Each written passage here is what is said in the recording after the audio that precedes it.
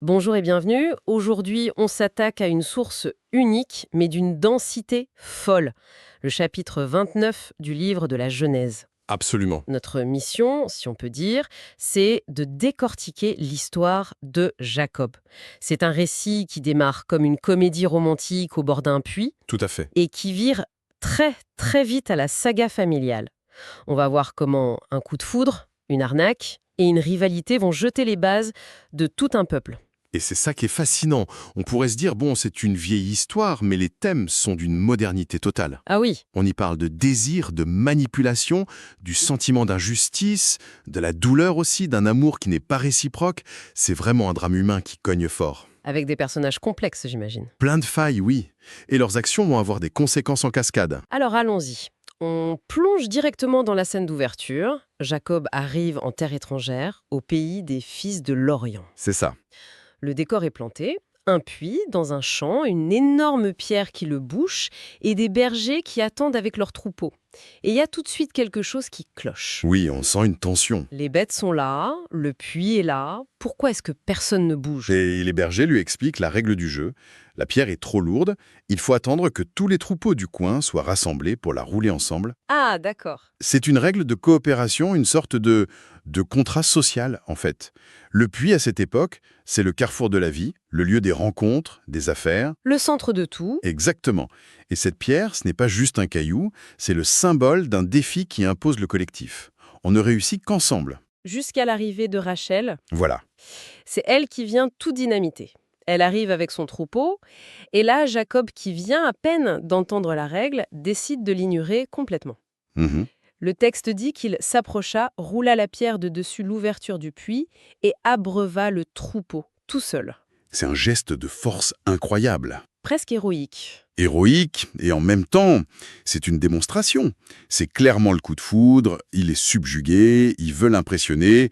C'est le grand geste romantique version antique, quoi. Bien sûr. Mais on peut aussi y voir une part d'arrogance, non?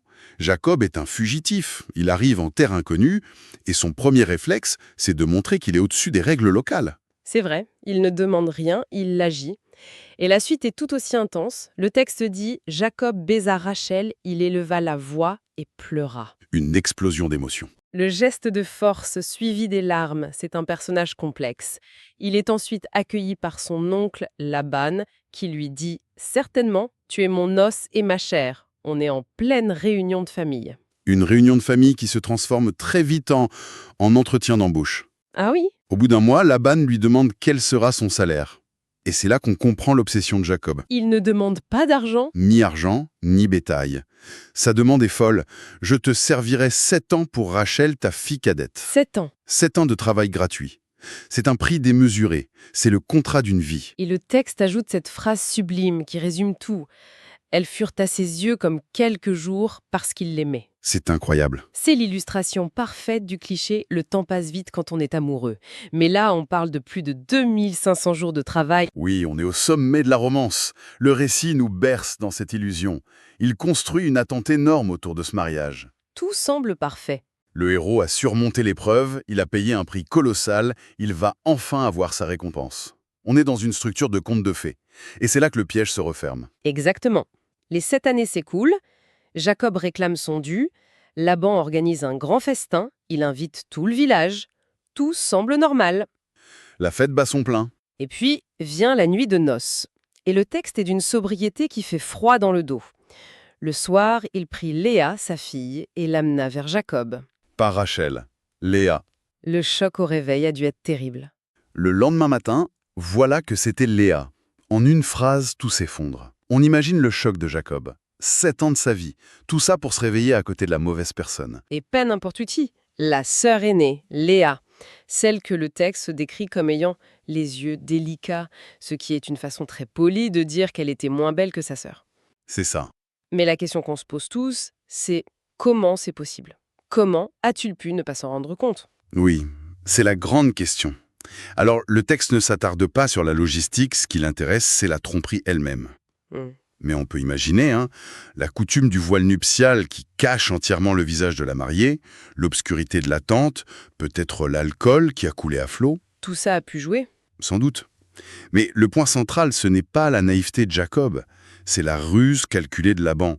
Il a tout orchestré. La confrontation le lendemain matin est explosive. Jacob va voir Laban et lui lance « Qu'est-ce que tu m'as fait? Pourquoi m'as-tu trompé ?» C'est une accusation directe. Et la réponse de Laban, c'est du grand art. C'est un chef-d'œuvre de mauvaise foi. Il ne nie même pas. Non, il ne s'excuse pas. Il noie le poisson en invoquant une prétendue coutume locale. Ce n'est point la coutume dans ce lieu de donner la cadette avant l'aîné. Une règle sortie de nulle part. Exactement. Il ne l'a jamais mentionnée en 7 ans. Est-ce qu'elle existe vraiment ou est-ce qu'il l'invente sur le champ pour se justifier et surtout pour garder sous la main ce travailleur exceptionnel? Le texte laisse planer le doute. Et c'est là que l'ironie de l'histoire frappe de plein fouet. Jacob, l'homme qui a trompé son propre père en se faisant passer pour son frère aîné, Pour lui voler son droit d'aînesse, se retrouve piégé par une tromperie qui repose sur l'ordre de naissance entre 2 sœurs. Le trompeur est trompé. La symétrie est presque cruelle. C'est une forme de justice poétique implacable. Il est forcé de vivre de l'autre côté de la ruse qu'il a lui-même utilisée. et Laban, loin d'être penaud, enchaîne avec un nouveau marché encore plus tordu. C'est d'un cynisme absolu. Il lui dit en substance « Finis la semaine de noces avec Léa, après on te donnera aussi Rachel. En échange, tu travailleras pour moi 7 nouvelles années. Et Jacob est complètement piégé. Son amour pour Rachel, c'est sa faiblesse, et Laban l'exploite sans scrupule. S'il refuse, il la perd pour de bon. » Il est obligé d'accepter. Il accepte. 14 ans de sa vie. Mais maintenant, il se retrouve marié aux 2 sœurs. Et le texte ajoute un détail, une petite phrase qui est la clé de tout le drame à venir.